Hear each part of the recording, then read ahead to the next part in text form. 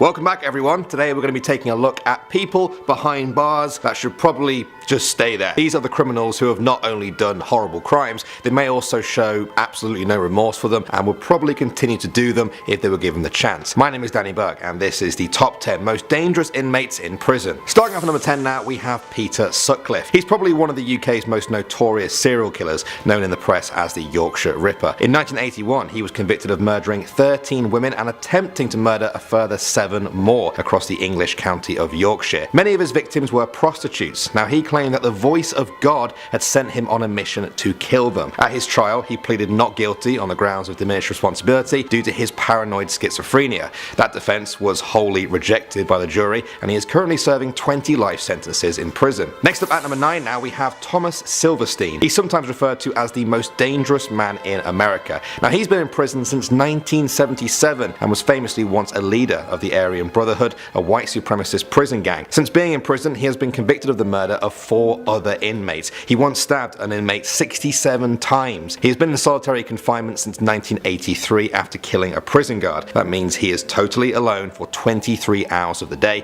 with no human contact. Alright, moving on to number 8 now, we have Zacarias Moussaoui. This man is commonly known as the 20th hijacker of 9/11, the other 19 all dying in the attacks. So, how is he alive? Well, he was actually arrested for an immigration violation just weeks before the attack was meant to happen, and so he couldn't participate. In the investigation following the attack, the FBI linked him to the 9/11 plot. He pled guilty in a US federal court to conspiring to kill citizens of the US as part of the September 11th attacks. He was sentenced to life in prison without parole. As he left the courtroom, he clapped his hands and said, "America, you lost, I won." He clearly shows no remorse for his involvement and is still regarded as very dangerous. Next up at number 7 now, we have Terry Nichols. Along with Timothy McVeigh, Nichols was responsible for the Oklahoma City bombing in 1995, which killed 168 people. He was sentenced to 161 consecutive life terms without the possibility of parole. That actually set a Guinness World Record. He is currently incarcerated at ADX Florence, a super maximum security prison in Colorado designed to hold the most dangerous American criminals. One government official said that place is designed for prisoners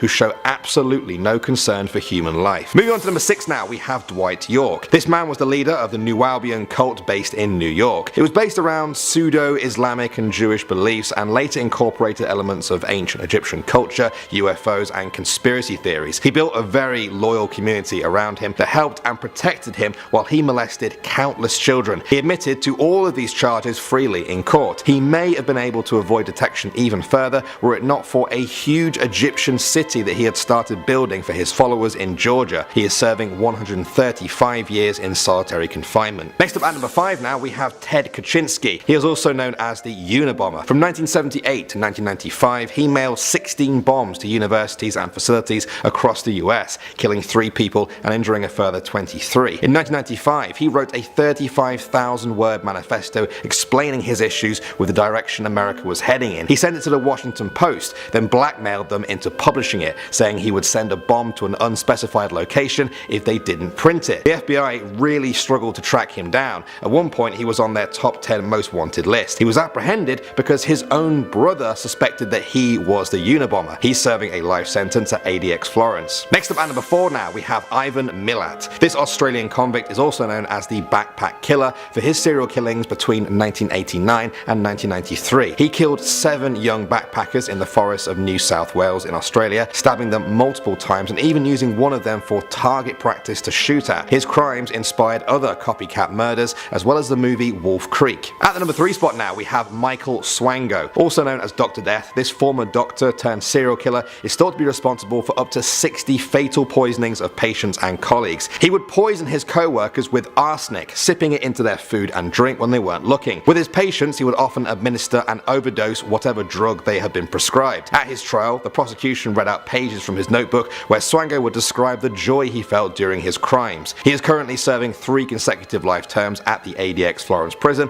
which we've mentioned earlier on in the video. Alright, moving on to number 2 now, we have Ramzi Youssef. This is the mastermind behind the 1993 World Trade Center bombing, an attack 8 years prior to 9/11. He detonated a 1,000-pound car bomb in the garage below the World Trade Center, killing 6 people and injuring over 1,000 more. In court, he said, "Yes, I am a terrorist and proud of it." He didn't receive the death penalty because it didn't become become legal for his crime until a year after that crime happened. Instead, he is now serving 240 years in prison, a total of the life expectancies of the people killed in the attack. And finally at number 1 now, we have Charles Edmund Cullen. This former nurse is suspected to be the most prolific serial killer in American history. Now, he has confessed to killing up to 40 of his patients over his 16-year career through overdoses and medical contamination. When investigators began to interview him though, they realized he may have killed a lot more people. Some experts estimate up to 400. He told police that he killed them to end their suffering, but other staff at the hospital described the patients as recovering well. He is currently serving 127 years in prison